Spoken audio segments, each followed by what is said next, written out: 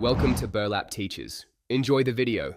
You start by confirming the templates required After Effects version and installed plugins so nothing breaks later. Once that's clear, unzip the Motion Array package into a dedicated project folder so assets remain organized.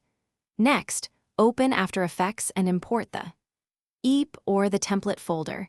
Choose Import File to bring compositions, footage, and assets into your project panel. Make sure linked media paths are correct now to avoid relinking chaos while you edit.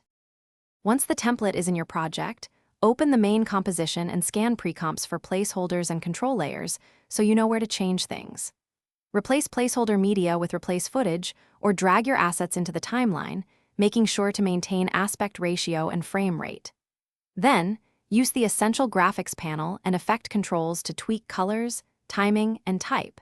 This keeps changes non-destructive and consistent across repeats. If you need different durations, use time stretch or trim layer. You finish by pre-rendering complex pre-compositions to speed final exports.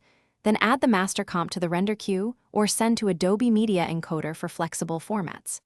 Choose the correct codec, resolution, and color space to match delivery specs, and double-check frame rate and audio settings so playback is accurate.